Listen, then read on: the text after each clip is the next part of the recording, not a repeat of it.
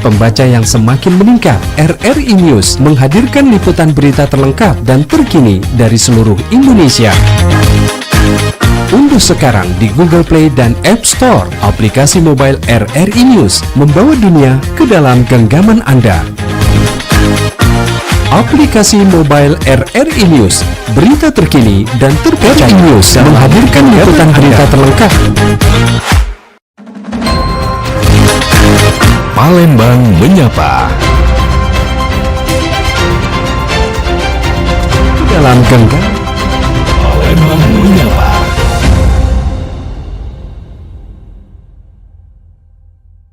hadirkan ya.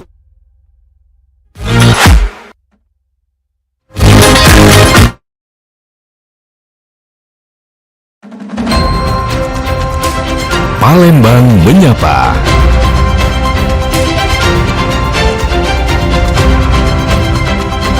Palembang Menyapa.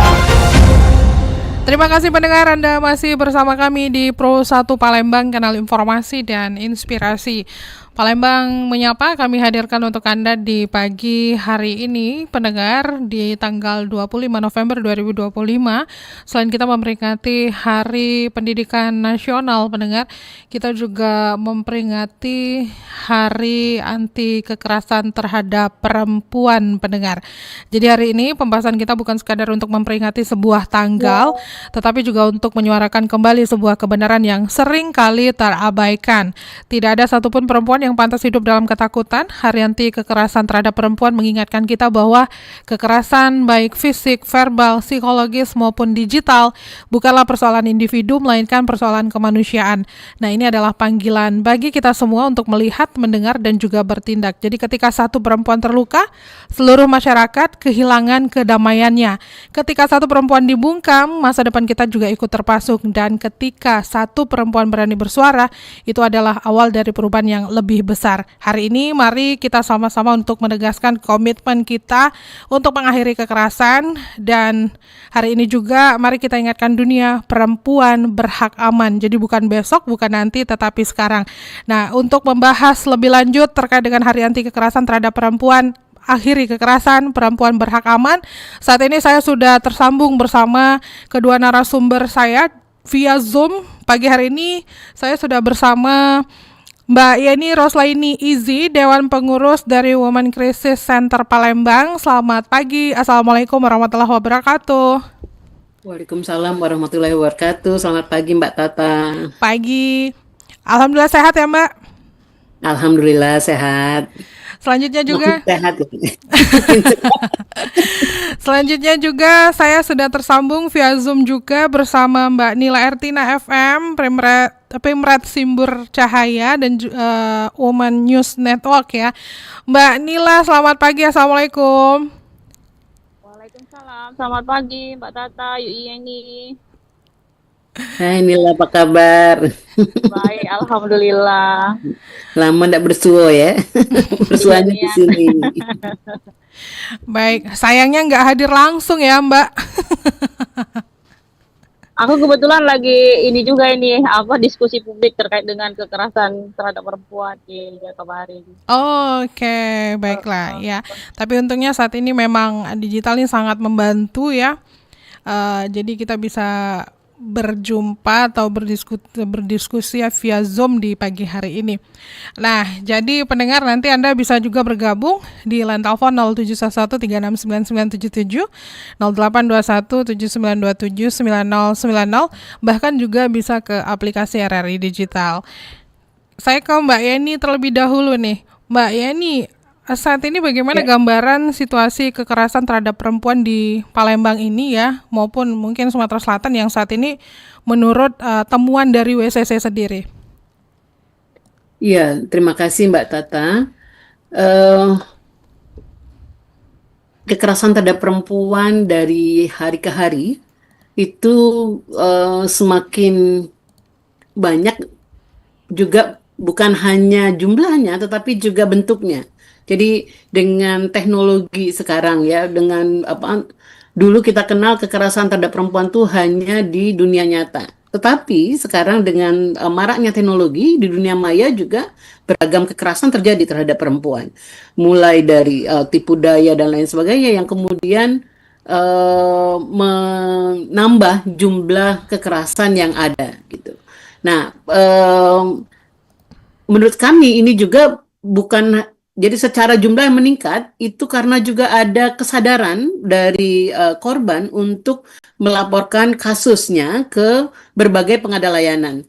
Bukan hanya ke WCC, sekarang sudah banyak sekali pos-pos pengaduan di tingkat desa, di tingkat kelurahan yang membuat korban itu bisa mencari alternatif untuk tempat mengadu, bukan hanya di WCC. Sehingga dengan munculnya kesadaran masyarakat untuk munculnya kesadaran korban untuk mengadu itu semakin memperlihatkan ternyata masih banyak kasus kekerasan terhadap perempuan di Provinsi Sumatera Selatan, khususnya di Kota Palembang.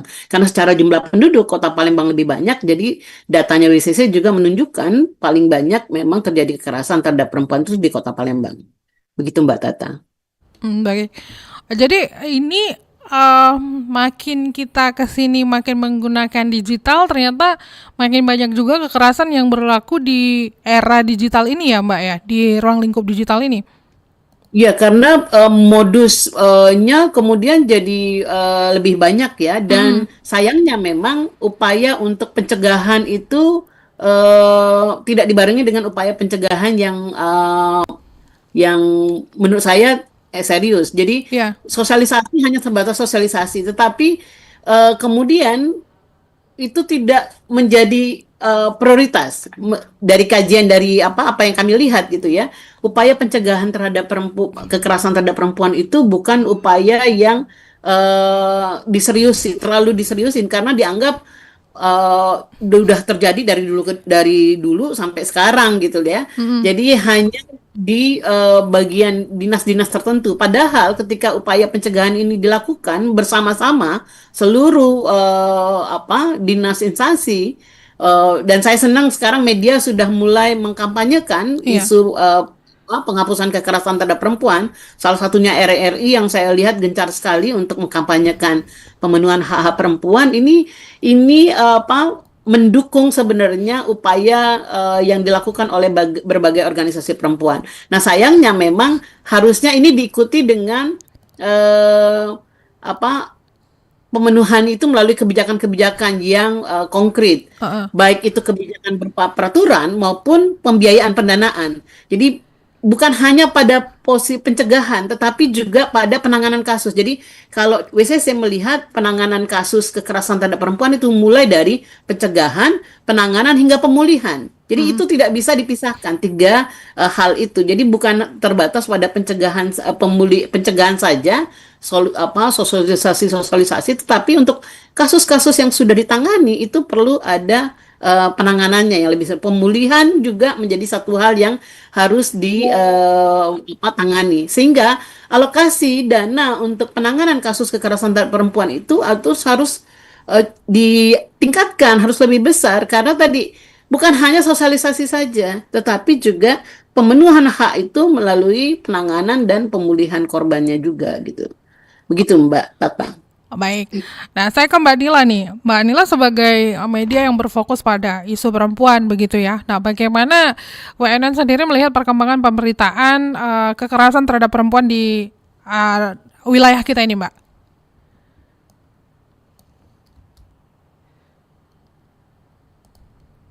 Mbak Nila. Masih mute itu Mbak Mila. Iya. Silakan Mbak Nila. Iya. Oke. Kita fokusnya pada Sumatera Selatan mungkin ya. Tadi kan pasti ada relevansinya dengan apa yang telah dilakukan WCC. Kami sendiri juga berapa kali merujuk kasus kekerasan, terutama yang secara offline ya, tidak berbasis online ke WCC gitu. Beberapa kasus seperti kasus mahasiswa di salah satu kampus, salah dua kampus, karena bukan satu ya, banyak ada beberapa kampus yang kita rujuk di WCC. Nah, kalau data kekerasan berbasis gender online sendiri sebenarnya sangat miris ya. Tadi di sisi lain memang mungkin sudah banyak yang siap untuk speak up ya, karena harus ada kesiapan ya untuk speak up. tetapi angkanya lumayan banyak gitu. Data SafeNet pada 2024 tahun lalu aja ada 17 kasus kekerasan seksual berbasis online. Lalu tahun ini baru di triwulan ketiga saja udah 24 kasus. Itu yang terlapor di SafeNet ya untuk di Sumatera Selatan. Lalu apakah sebenarnya KBGO ini menjadi ancaman atau menjadi tren? Iya saat ini, karena tadi literasi digital yang masih sangat kurang. Di sisi lain memang ada juga sebenarnya ya sistem patriarkal yang membuat menganggap biasa saja ketika terjadi kekerasan seksual atau pelecehan gitu.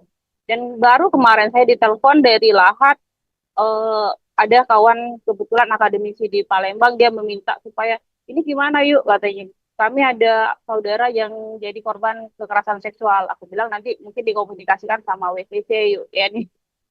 Karena kan yang penanganan langsung kan ke sana. Kalau kita Common News Network ini kan ada 9 media secara nasional, dan salah satunya di Palembang itu sumbercahaya.com. Dan kita pada prinsipnya perjuangan kita adalah untuk egaliter, untuk kesetaraan perempuan.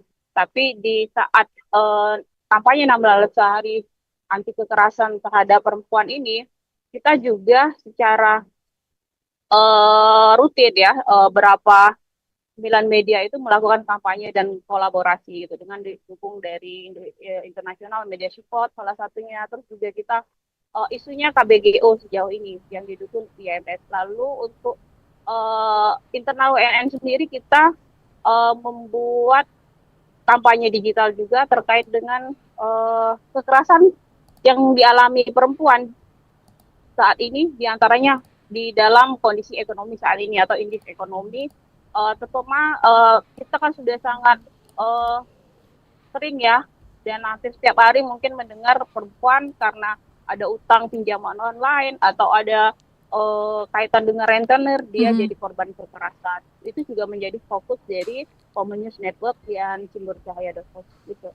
Oke, berarti dari hal terkecil apapun itu juga menjadi akhirnya menjadi wadah ya untuk teman-teman perempuan ini, paling enggak membuka curhatan awal lah begitu ya Mbak Nila ya. Baik.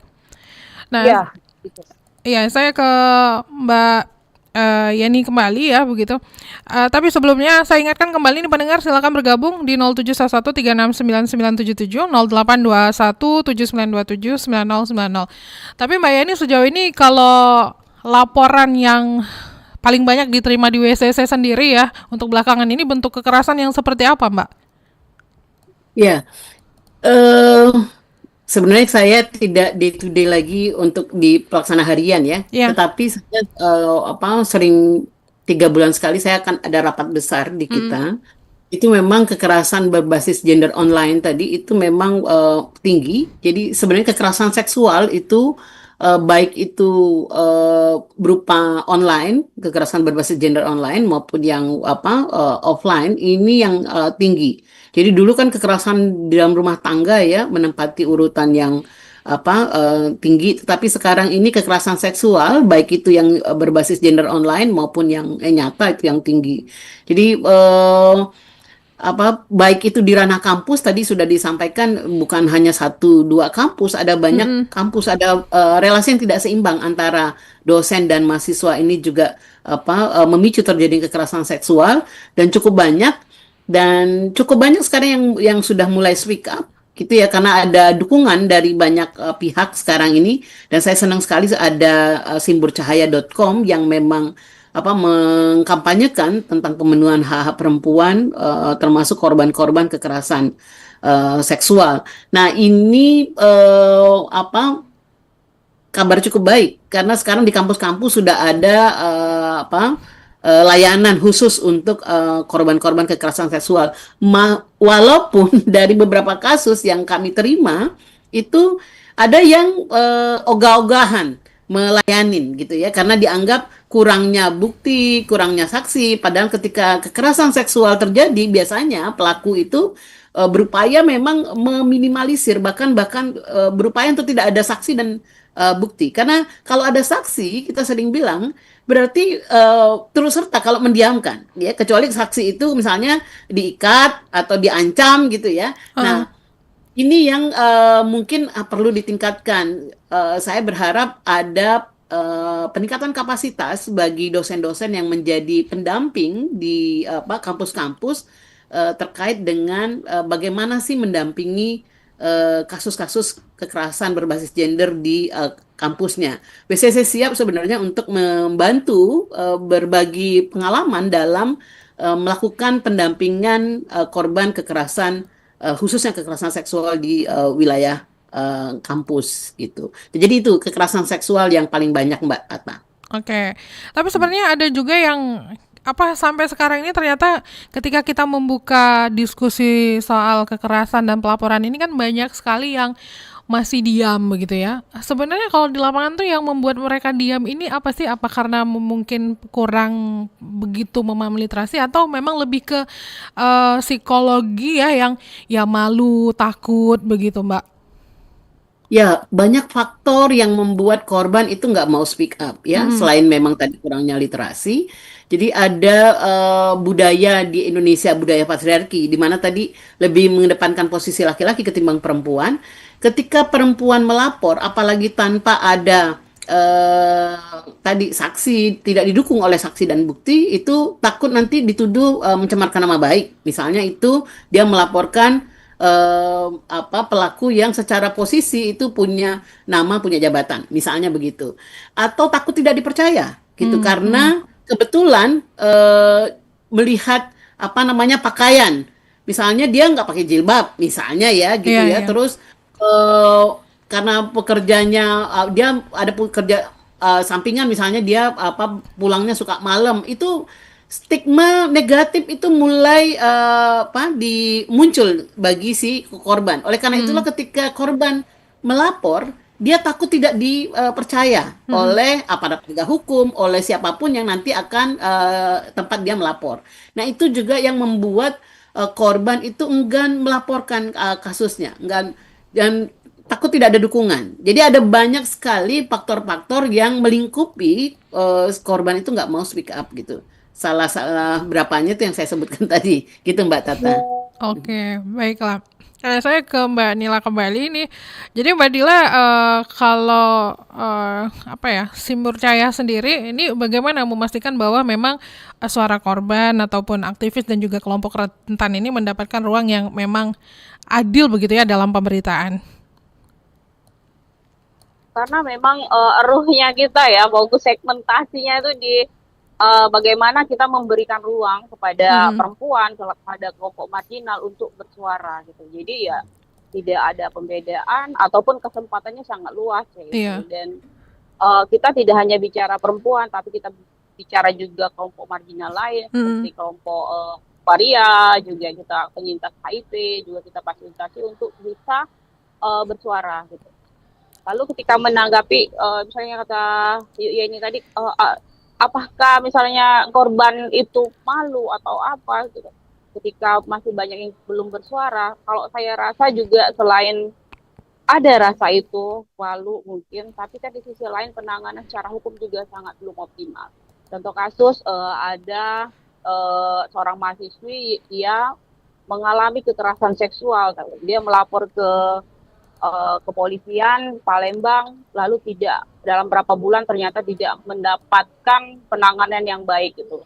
Sehingga akhirnya dia karena dia punya komitmen untuk terus melawan kasus kekerasan yang dialami, dia melaporkan ke Polda yang lebih tinggi gitu. Dan berharap dia bisa mendapat keadilan gitu ketika selama ini kan rata-rata perspektif korban itu masih sangat rendah ya, termasuk juga di kalangan media harus diakui itu karena kadang-kala kita sangat subjektif ya ketika kita orang lain lah ya, kalau kita taruh enggak ya, sangat subjektif gitu ketika ada perempuan yang menjadi korban kasus kekerasan seksual gitu, penanganan juga di aparat hukum juga mereka ketika langsung tadi menstigma ketika ada kasusnya gitu. Ketika ada korban yang hadir di hadapan mereka, itu banyak. Ya, Betul-betul, lemahnya penegakan hukum itu memang menjadi satu hal yang signifikan untuk korban menjadi melapor. Bahkan korban menjadi korban berkali-kali. Jadi apalagi tadi media yang memberitakan kasusnya yang bias gender. Jadi dia sudah jadi korban kekerasan, korban lagi karena pemberitaan yang salah, korban lagi dia karena tidak bisa diproses secara hukum misalnya gitu. Belum lagi nanti stigma-stigma negatif. Jadi memang korban bisa jadi korban berkali-kali karena kesalahan pemberitaan maupun penanganan yang nggak benar. Nah ini yang membuat korban kemudian lebih baik diam, tidak mau melaporkan kasusnya gitu, ketimbang jadi tadi udah jatuh tertimpa tangga pula gitu. Oke, baik. Nah, saya mau bacakan dulu ini ada pertanyaan yang masuk di WA-nya kita di 0821 7927 9090 dari 08870656 sekian-sekian tidak disebutkan namanya. Selamat pagi, saya mau bertanya nih. Ketika seorang perempuan datang ke WCC untuk meminta pertolongan, seperti apa sebenarnya alur pendampingan yang biasanya dilakukan oleh WCC? Berarti pertanyaan ditunjukkan kepada Mbak Yeni ya, silakan Mbak. Ya, pertama WCC itu penjangkauan korbannya itu memang bisa melalui datang langsung ke sekretariatnya WCC. Dia di Komplek Wahitam, Jalan Musi 3, Blok H nomor 68. Atau juga bisa referral, rujukan tadi seperti yang Pak Nila lakukan itu merujuk beberapa kasus karena Simbur Cahaya bukan pengada layanan, bukan lembaga pengada layanan sehingga dia merujuklah ke WCC atau jemput bola. Tetapi jemput bola ini untuk beberapa kasus-kasus tertentu yang memang korbannya secara psikis itu tidak bisa perlu penanganan yang lebih serius sehingga tidak memungkinkan dia untuk keluar rumah gitu. Nah, untuk itu silahkan kalau ada yang mau meminta layanan dari WCC Palembang, silahkan datang ke sekretariatnya WCC, tapi tentu di jam kerja dan jangan khawatir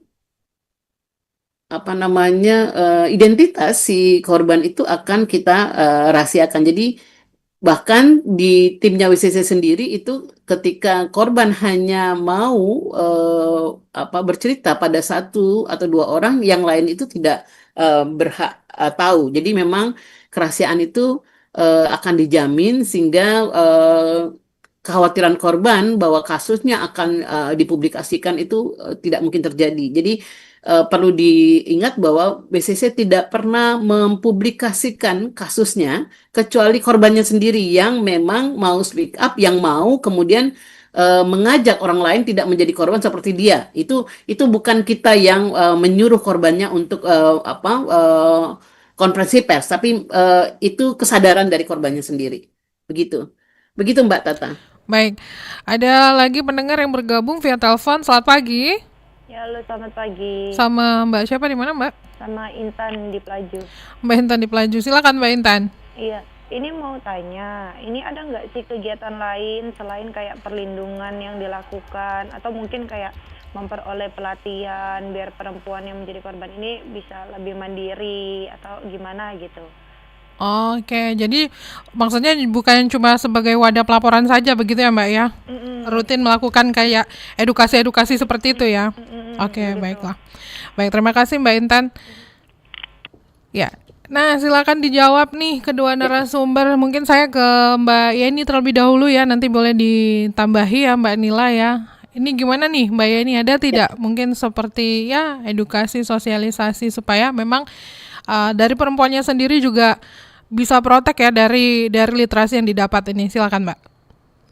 Ya, WCC tadi kita melakukan penanganan kasus itu dengan 3 pendekatan. Pertama itu tadi pencegahan ya. Kita melakukan edukasi, sosialisasi melalui berbagai bentuk kegiatan. Salah satunya misalnya kampanye 16 hari ini, dimulai hari ini sampai tanggal 10 Desember nanti. Itu melalui diskusi kritis dengan kelompok-kelompok dampingan, dialog publik, dan lain sebagainya. Nah, untuk itu namanya pencegahan. Kita ingin mencegah agar tidak bertambahnya kasus-kasus kekerasan terhadap perempuan di Provinsi Sumatera Selatan. Kemudian ada namanya penanganan kasus. Penanganan kasus ini sendiri ini untuk kasus-kasus yang sudah kadung terjadi. Jadi kita memberikan layanan sesuai dengan kebutuhan korbannya. Apakah dia butuh layanan psikologis, layanan hukum atau layanan medis. Nah, ini juga atau psikososial. Ini tergantung pada kasusnya. Sehingga ini kita memberikan layanan sesuai dengan kebutuhan korban. Yang ketiga itu pemulihan. Pemulihan untuk kasus yang sudah selesai, kalau apalagi itu kasus litigasi, kasus hukumnya sudah selesai, ini kita biasanya bekerja sama dengan berbagai organisasi untuk memberikan kapasitas pelatihan skill bagi korban sesuai dengan minatnya. Saat ini kami misalnya punya program untuk menjahit pembalut kain. Pembalut karena kita mencoba untuk mencarikan alternatif apa namanya pendapatan bagi korban, tentu korban yang suka menjahit tentu ya, dia punya skill menjahit. Nah, kemudian kita latih sehingga dia punya kapasitas untuk bisa memproduksi pembalut kain. Nah, sekarang kita sedang itu, tapi kita juga bekerja sama dengan berbagai pihak. Saya pikir Dinas Sosial itu punya banyak program untuk pemulihan bagi korban-korban yang apa namanya tadi, korban-korban yang tidak yang apa butuh peningkatan pendapatan sehingga butuh skill, sehingga biasanya Dinas Sosial itu berkoordinasi juga menghubungi WCC kalau ada korban-korban atau penyintas yang akan dilatih. Nah, untuk peningkatan kapasitas perempuan-perempuan yang lain, kami dari OSCC itu punya program namanya FPM, Forum Perempuan Muda. Jadi anak-anak muda itu biasanya kita latih untuk bisa melakukan pencegahan kasus dengan komunikasi yang asertif. Jadi kita ada pelatihan komunikasi yang asertif, penanganan kasus, sehingga kita butuh kita bekali mereka dengan pengetahuan mengenai HKSR, hak kesehatan seksual reproduksi, sehingga dia tahu otonomi tubuhnya dan bisa melindungi sendiri tubuhnya dan berani berkata tidak untuk ancaman-ancaman, sehingga mudah-mudahan bisa terlepas dari kekerasan terhadap perempuan. Mungkin itu Mbak Tata dari saya. Baik, Mbak Nila silakan ditambahkan Mbak. Belum menambahkan pertanyaan yang terbaru, tadi saya ingin menanggapi apa yang disampaikan Yeni, bahwa kita memastikan ketika korban kekerasan seksual itu harus ada konsen dulu, baru bisa kita publikasikan. Kenapa gitu? Kayak beberapa kasus yang baru-baru ini dan salah satu kampus negeri di Sumsel, dia ingin temannya ingin menyampaikan kronologi. Gitu. Saya pastikan harus ada konsen dulu, apakah si korbannya siap, kayak gitu. Kita harus mitigasi dulu ya, karena panjang urusannya kalau kita sudah sampai mempublikasikan kekerasan seksual tersebut. Itu sih tanggapan buat Yeni. Relate ya Yuen. Nah, terus barusan misalnya apa sih yang dilakukan Simbur ketika ada kebutuhan meliterasi masyarakat terkait dengan kasus terkait dengan kekerasan seksual.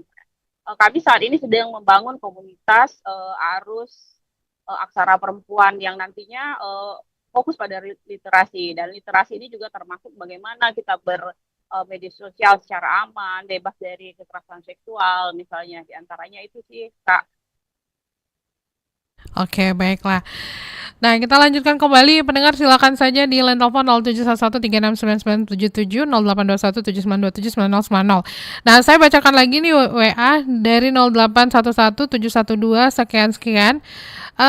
Pertanyaannya adalah pagi, Mbak, saya mau tanya nih. Jadi gimana yang menjadi standar dari pihak media sendiri untuk menerapkan agar pemberitaan tentang kekerasan ini tidak sensasional, tetapi juga tetap berdampak begitu?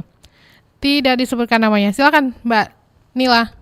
Oke, baik. Sebenarnya kan sudah ada SOP-nya ya terkait dengan penanganan kasus kekerasan seksual. Kalau saya kebetulan aktif di Aliansi Jurnalis Independen, di AJI, itu sangat ketat ya terkait dengan penerapan SOP ketika kita melakukan peliputan kasus kekerasan seksual gitu. Dan Dewan Pers sendiri sebenarnya juga sudah mengadopsi dari beberapa organisasi termasuk dari AJI salah satunya menginisiasi untuk penerapan SOP dalam penerbitan atau dari mulai peliputan ya kekerasan seksual gitu. Jadi sebenarnya kita sudah punya standar yang harus dipatuhi sebagai jurnalis apalagi media gitu. Tapi memang masih banyak harus kita akui belum semuanya perspektifnya sama gitu. Baik, sudah dijawab ya pertanyaannya. Lanjut lagi, ini dari 0858327 sekian. Siapa nih? Oh, saya Deka di Pelaju. Saya mau nanya nih, sebenarnya kalau untuk di zaman saat ini yang semuanya serba digital ya, seberapa besar tantangan informasi hoax maupun bias gender dan juga framing berita di era digital ini bagi media dan juga bagi kita sebagai konsumsi ya berita-berita tersebut yang berfokus pada isu perempuan. Baik, ini kayaknya ke Mbak Nila lagi ya, silakan Mbak Nila. Kemarin kebetulan kami sedang membantu Pemprov Sumsel untuk meluncurkan kanal Cek Faktanya ya, website Cek Fakta.com. Dan kemarin juga itu di acara Bakohumas. Kemarin juga saya sempat menjadi bagian untuk pemateri ya untuk Cek Fakta. Kebetulan saya juga trainer Cek Fakta certificate Google ya. Jadi memang setiap hembusan napas kita terpapar hoax sebenarnya kan. Tapi bagaimana sih sebenarnya kita harus bisa menjadikan informasi itu sesuai fakta gitu loh. Jadi kita pastikan harus selalu men-sharing apa informasi yang masuk ke kita gitu loh.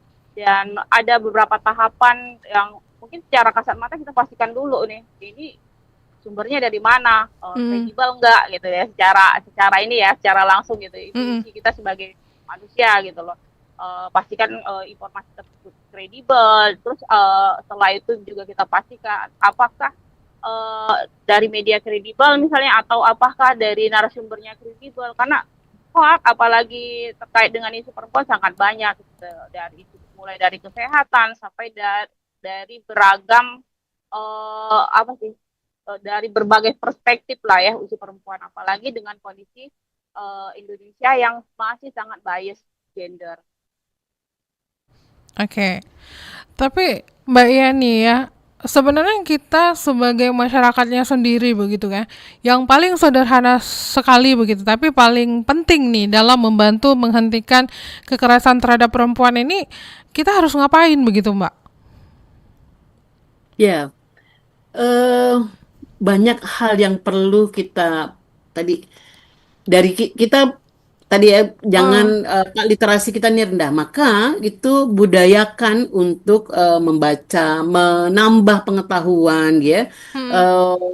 Bukan hanya melihat, bukan nggak boleh menonton sinetron, tetapi juga melihat berita. Kemudian tadi harus bisa cerdas melihat mana berita yang betul tadi, mana yang hoax ya. Karena tadi ada banyak sekali berita hoax yang membuat kepanikan, membuat justru membatasi gerak perempuan. Jadi coba belajar untuk menganalisis isi berita. Kadang-kadang kan dari gaya penulisan itu bisa kita lihat apakah ini betul-betul hoax atau bukan gitu ya.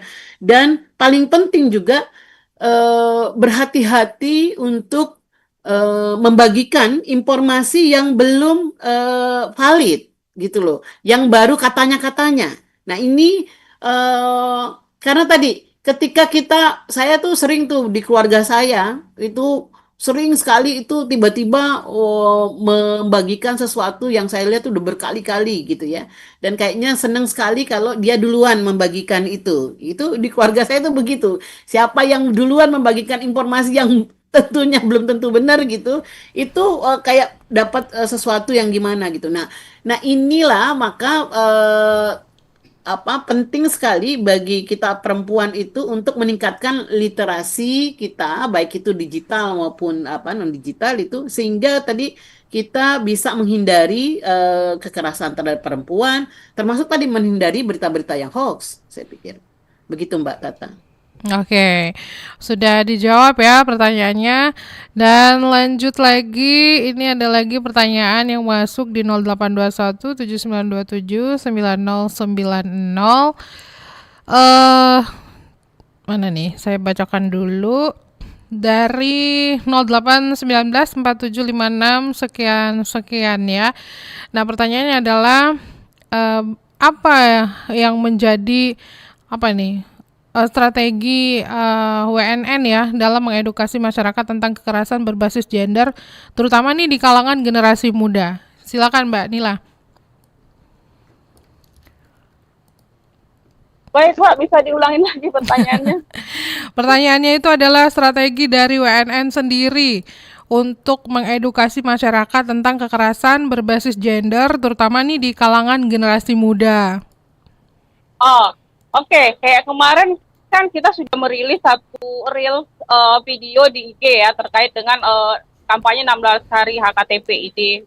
Kan lumayan ada berapa ribu tuh yang menonton, karena Gen Z kan sangat sangat akrab dengan digitalisasi video ya. Digital ya. Jadi kita melakukan kampanye-kampanye itu melalui media sosial terutama. Baik menggunakan video atau carousel atau juga infografis gitu. Dan juga menjadikan si Gen Z itu bagian dari kampanye tersebut, ya jadi talentnya, dia yang membuat videonya gitu. Tinggal kita yang sudah tuir-tuir ini ya mengarah ke baik gitu. Melibatkan mereka secara aktif ya. Ya, melibatkan mereka secara aktif karena ya penting banget kondisi saat ini kan kawan-kawan Gen Z yang terlibat aktif dalam kampanye melawan kekerasan terhadap perempuan gitu. Karena ketika bicara perempuan juga kita sangat tidak hanya perempuan dalam arti kelamin ya, tapi gender minoritas lain pun juga kita tetap jadikan bagian dari kampanye gitu. Karena kita bicara setara dalam perspektif hak asasi manusia. Itu sih. Oke. Nah, kalau Mbak Yeni dan juga Mbak Nila ini punya rekomendasi tidak sebenarnya peran-peran yang terlibat ini ya, entah itu mungkin di pendidikan harus disuntikan program apa begitu ya, atau mungkin di sekitar lingkungan bahkan di organisasi begitu ya, dengan kemajuan yang sekarang lah ya, kayak memang kan pendekatannya balik lagi digital begitu ya. Silakan nih Mbak Yeni dan juga Mbak Nila. Mbak Yeni dulu nih, boleh? Ya, seperti hari ini ya, tadi Mbak Nila kan hari ini sampai tanggal 10 Desember itu berbagai organisasi perempuan dan alhamdulillah sekarang bukan hanya organisasi perempuan saja, berbagai lembaga pemerintah, kemudian akademisi, hingga media seperti tadi ya, Simbur Cahaya maupun RRI itu melakukan 16 hari kampanye Hari Anti Kekerasan Terhadap Perempuan. Jadi tentu kampanye ini kenapa 16 hari? Karena kita ingin menghubungkan secara simbolik bahwa kekerasan terhadap perempuan itu adalah pelanggaran hak asasi manusia. Makanya berakhir 10 Desember sebagai Hari Hak Asasi Manusia. Nah, kampanye ini biasanya menyoroti berbagai bentuk kekerasan yang sering terjadi di berbagai belahan dunia, termasuk di Kota Palembang maupun di Provinsi Sumatera Selatan. Nah, oleh karena itu berbagai pihak itu baiknya membuat membuat program sesuai dengan organisasinya. Misalnya lembaga pendidikan, maka perlu membuat bisa itu sosialisasi, bisa itu pelatihan. Jadi misalnya tadi ketika bicara kasus kekerasan terhadap perempuan usia remaja muda, maka akan lebih baik dan biasanya lebih terbuka anak muda itu kalau cerita kasusnya kepada orang sebaya, jadi teman sebayanya. Maka penting untuk melakukan edukasi konseling feminis misalnya bagi anak-anak muda yang punya keinginan untuk membantu temannya misalnya. Jadi dan itu di beberapa kampus, di beberapa sekolah, di beberapa tempat itu ternyata sangat efektif untuk membuat korban bersuara dan mencegah terjadinya kekerasan terhadap perempuan. Karena selain mereka melakukan penanganan kasus di ranah tempat di lembaga mereka, mereka juga mengkampanyekan untuk pemenuhan atau perlindungan hak-hak perempuan. Jadi untuk pesannya untuk meningkatkan rasa aman itu bisa terjadi. Kemudian perdagangan perempuan misalnya ini kan menjadi isu yang masih sangat luar biasa. Nah, ini bisa dicegah dengan dukungan berbagai pihak gitu ya. Mulai dari kalau di perangkat desa dengan tidak memasukkan identitas misalnya, memasukkan usia gitu ya, atau mencegah kalau ada warganya yang mau tiba-tiba mau rame-rame bekerja di luar negeri gitu, atau bekerja di luar daerahnya gitu. Ada apa? Ini perlu ada kepedulian, bukan hanya dari aparat pemerintah desa atau kelurahan atau setempat, tetapi juga masyarakat yang lain. Tiba-tiba gerombolan atau rombongan banyak gitu mau pergi gitu loh, mau kerja gitu. Nah, ini ketika sudah ada upaya-upaya kepedulian dari yang lain, itu insya Allah akan bisa menekan kasus-kasus kekerasan yang terjadi gitu.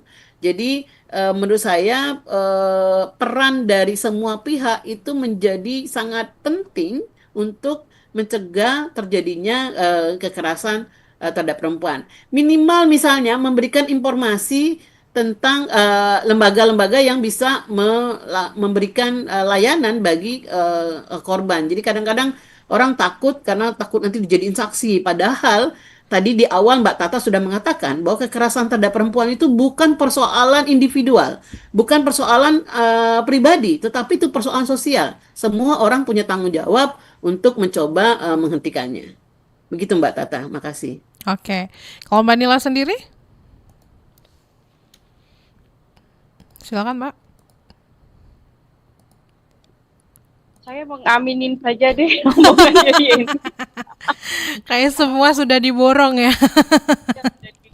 Ya, terwakili kan? Memang wakil kan ini. Dia lagi sibuk itu di dialog publik ya. Tapi tenang, bentar lagi kita akan akhiri nih. Tapi siap. Tapi ini itu aja kayak gimana gitu? Jadi gini Mbak Nila ya.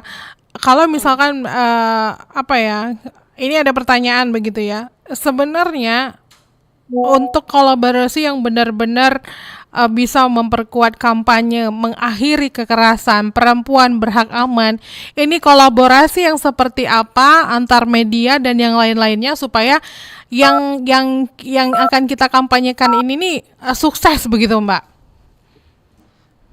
Yang pasti tidak ada sekat ya antar media, tidak ada sekat, perspektif kita sama, perspektif bicara kekerasan seksual, perspektifnya korban, terus ya kita juga tidak give up ya, atau tidak mudah menyerah mendampingi seperti kawan-kawan WCC kan yang sudah puluhan tahun mendampingi korban gitu, sangat harus siap segalanya ya ini ya gitu, karena panjang ketika urusannya kasus kekerasan seksual. Balik lagi sebenarnya belum adilnya penegakan hukum bagi korban kasus kekerasan seksual juga menjadi catatan penting yang harus sama-sama kita perjuangkan gitu. Kolaborasi antar media jadi jalan untuk kita sama-sama mendukung korban gitu. Penegakan hukum terhadap kasus kekerasan itu sangat penting gitu.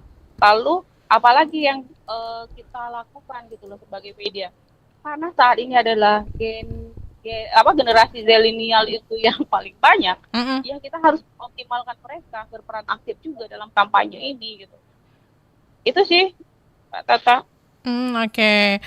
Baik. Nah, jadi sudah dijawab ya pertanyaannya. Tadi ada yang masuk dari 0811 711 sekian. Nah, tapi ini sebelum kita akhiri, tapi ada pertanyaan juga yang masuk di akun YouTube RRI Persatu Palembang. Bagaimana Anda melihat fenomena victim blaming yang masih muncul di kolom komentar media sosial. Nah, apa yang sebenarnya harus kita lakukan? Kadang kita sendiri yang bilang membela korban, tapi kita juga ujung-ujungnya yang malah dianggap sok pahlawan lah begitu. Silakan, Mbak Yani, mungkin silakan Mbak, nanti dilanjutkan oleh Mbak Nila. Silakan. Ya, victim blaming ini jadi isu yang memang atau perbincangan yang menarik bahkan itu di WCC ya gitu. Sehingga memang ketika kita mendampingi kasus kan kita punya teknik pendampingan ya. Jadi kasus kita terima, jadi saya mau contohnya ada pernah kita mendampingi kasus. Jadi korbannya itu membawa beberapa bukti check-in di hotel gitu ya. Nah, jadi kita terima, kita tanya gitu. Dan ketika kita tanya apakah Mbak tahu bahwa laki-laki itu, pelaku itu punya istri, dan dia kemudian mengaku tahu gitu loh. Sehingga kita kan kemudian tidak semua kasus kita dampingin gitu kan. Padahal dia terus akhirnya kita kasih tahu bahwa apalagi dia tahu bahwa dia ngomong pacarnya itu punya istri.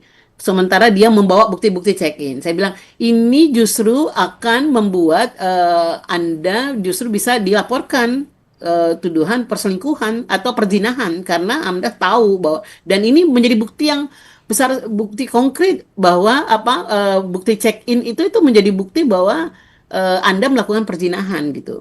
Dan akhirnya kemudian dia pulang, kemudian tidak lagi melanjutkan awalnya dia ingin melakukan pengaduan bahwa dia ditelantarkan, dia diperkosa dan lain sebagainya gitu. Nah, ini sering terjadi sehingga memang ketika kita tapi bukan berarti tidak percaya ya. Jadi memang kita akan melihat fakta-fakta yang ada. Jadi ada, bukan tidak menutup kemungkinan ada beberapa kasus yang sebenarnya dia bukan korban, dia itu pelaku gitu ya. Nah, tetapi kita tidak mau langsung kemudian, karena di dunia patriarki ini apalagi orang punya kekuasaan, punya uang gitu, punya jabatan, itu bisa memutarbalikkan fakta sehingga korban apalagi dengan status relasi yang tidak seimbang dengan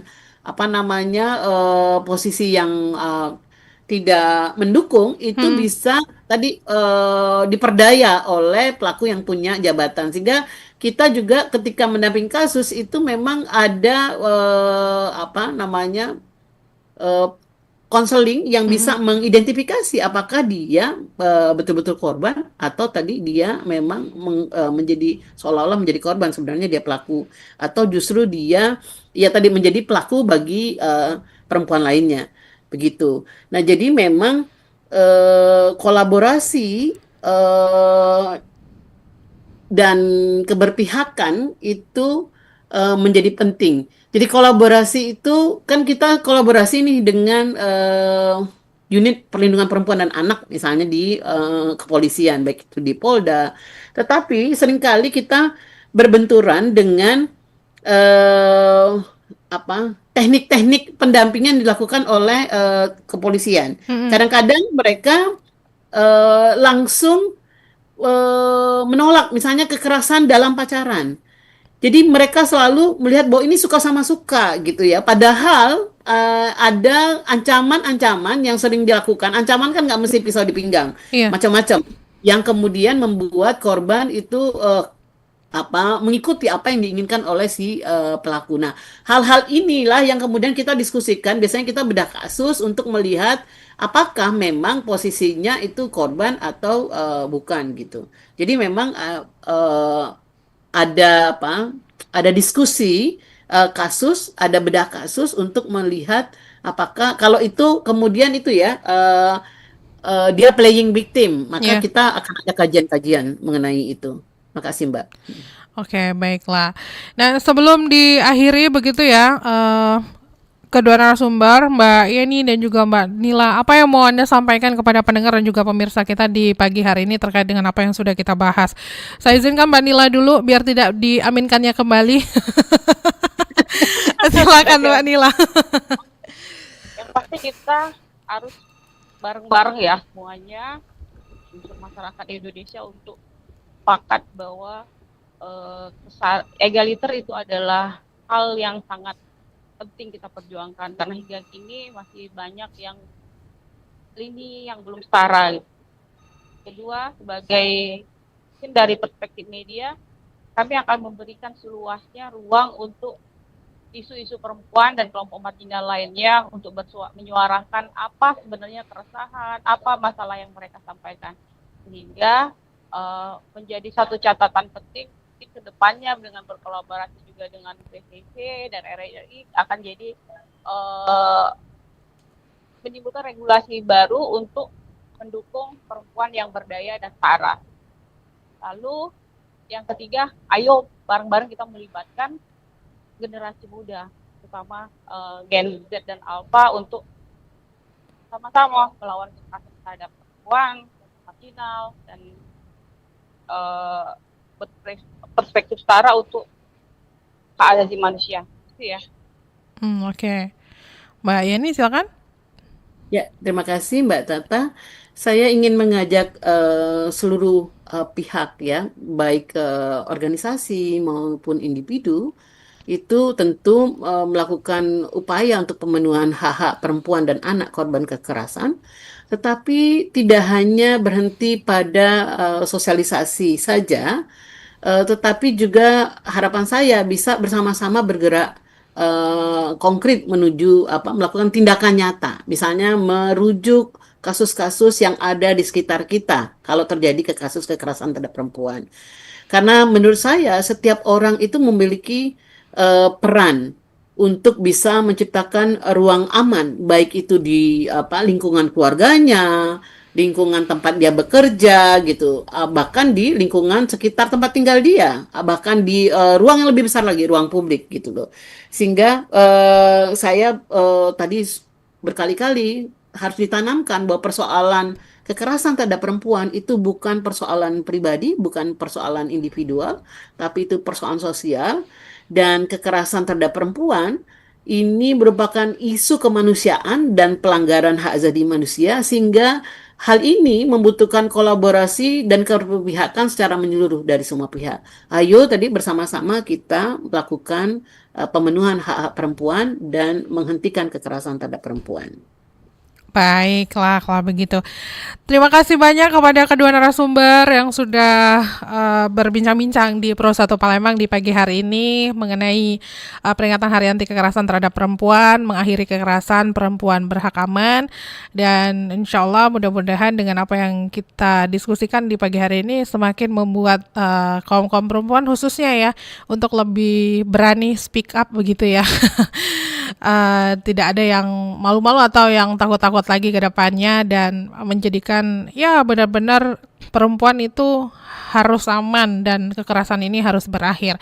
Terima kasih banyak Mbak Yeni Roslaini Izi, Dewan Pengurus Women Crisis Center Palembang, Mbak Nila Ertina FM, Pimret Simbur Cahaya, Women News Network. Terima kasih waktunya bersama RRI Pro 1 Palembang. Selamat melanjutkan aktivitas kembali. Assalamualaikum warahmatullahi wabarakatuh. Selamat pagi. Waalaikumsalam warahmatullahi wabarakatuh. Jadi langsung ke depan. Baik, terima kasih juga pendengar untuk Anda yang sudah bergabung bersama kami di WhatsApp, telepon, dan juga aplikasi RRI Digital serta media sosial kami. Kami masih akan terus menemani Anda di sepanjang Palembang pagi ini. Demikian Dialog Palembang Menyapa. Palembang Menyapa.